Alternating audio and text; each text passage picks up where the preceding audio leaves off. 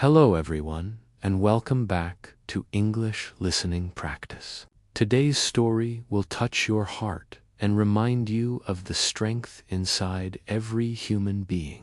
It's an emotional, truly style story about faith, survival, and never giving up. A story called Trapped Underground for 7 Days, his unbelievable story of hope. So sit back, relax, and listen carefully. Let the words guide your imagination and fill your heart with courage. The morning that changed everything. It was a calm morning in a small mountain town. The sun was just beginning to rise, painting the sky with soft gold light. Deep below the ground, inside a coal mine, men were already hard at work. Among them was David, a 35-year-old miner, quiet, humble, and known for his kind heart. He wasn't rich, but he had something far more valuable: a loving wife named Emma and a little daughter named Lucy. Every morning, before heading to work, he would kiss Lucy's forehead. "Daddy will be home soon, my little star." That morning, everything felt ordinary. No one knew that in just a few hours, their lives would change forever. At around 10 a.m., a deep rumble echoed through the mine. The walls began to tremble, and dust filled the air. "Run, the roof is falling," someone shouted. David turned, but before he could move, the tunnel shook violently. Rocks and metal crashed down around him. Then darkness. When he opened his eyes, everything was silent. He tried to move, but heavy stones pinned him down. His chest hurt, and the air was thick with dust. "Mark, John, is anyone there?" he shouted. Only silence answered. He realized the truth. He was trapped underground. Hours later, David managed to push away a few stones. He found a small flashlight in his pocket. Its weak light flickered, but gave him hope. Then he heard a faint voice. "David, it's me, Carlos." It was his coworker and best friend. They couldn't see each other, but their voices became their lifeline. They talked to stay sane, about their families, their dreams, and how they missed the sky. When fear tried to break them, David reminded Carlos, "If we panic, we die. If we believe, we live." Those words became their prayer. Hours turned into 1 day, then 2. They had almost no water, only a few drops leaking from a broken pipe. Food was gone. They chewed bits of paper to keep their mouths wet. Sometimes they heard faint sounds, drills, or shouts from far above. Rescuers were looking for them.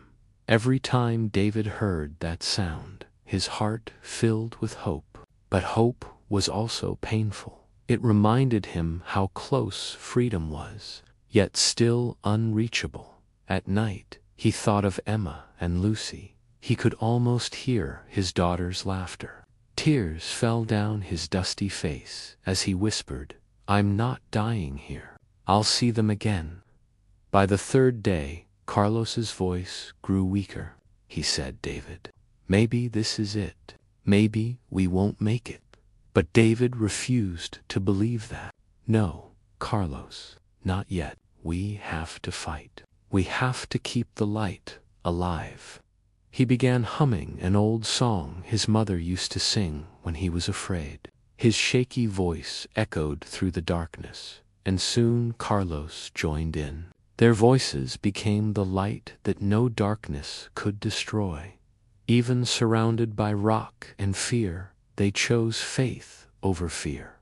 On the 5th night, just as hope began to rise, the earth trembled again. A section of the tunnel collapsed between them.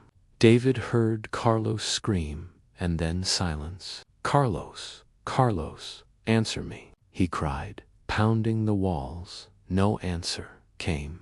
He realized his friend was gone. He screamed, cursed, wept, and begged God to take him. But the only sound was his own breathing. Hours later, his tears dried. He was alone, but something inside him refused to die in the silence. David heard a gentle voice in his mind, Emma's voice. David, please don't give up. Lucy needs you. Keep fighting. He didn't know if it was real or just his imagination, but it gave him strength. He whispered into the darkness, I'm still here. I'll keep going. He picked up a piece of metal and started to dig. Every movement hurt. His hands bled, his body shook, but he kept going. One more rock, one more breath, he repeated. On the 6th day, he found something miraculous, a small hole where fresh air was coming through. He pressed his face close and breathed deeply for the first time in days. It felt like life itself was whispering, You're almost there.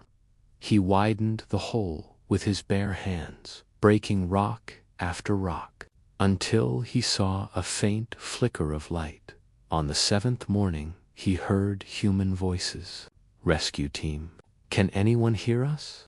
David screamed with every ounce of strength left in him. I'm here. I'm alive. The rescuers shouted back. They were just a few meters away. They dug fast, faster than ever.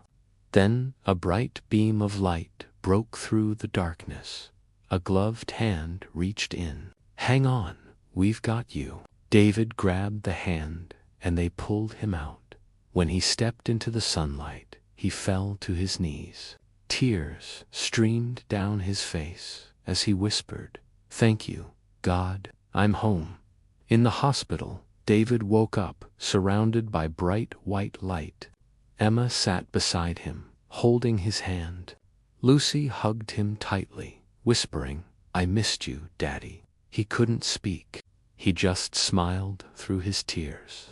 After 7 days in the dark, the light felt like heaven, but healing was slow. At night, he dreamed of Carlos's voice and the crushing silence of the tunnel. He often looked out the hospital window and whispered, You didn't die in vain, my friend.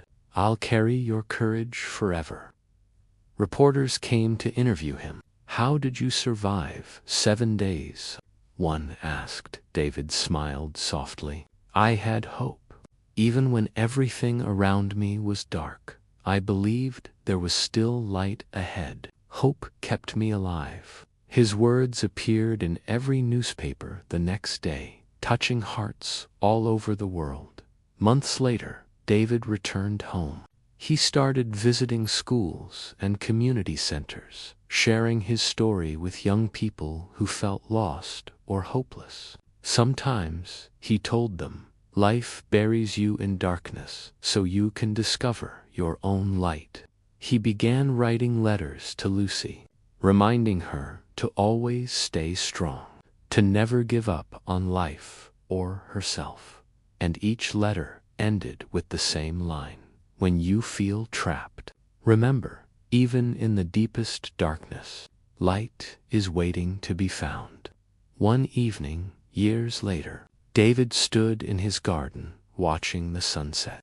The sky glowed orange and pink, the same colors he once thought he'd never see again. He closed his eyes and whispered, I was trapped for 7 days in darkness. But that darkness taught me how to live in the light. He smiled, grateful, not for what he went through, but for what he became because of it. Thank you for listening to this emotional story. Trapped underground for 7 days, his unbelievable story of hope. If this story touched your heart, remember, no matter how dark life feels, there is always light waiting inside you. Never lose hope. Never stop believing. Don't forget to subscribe to English Listening Practice for more inspiring stories that help you grow, learn English, and strengthen your spirit. Until next time, stay hopeful, stay strong, and keep believing.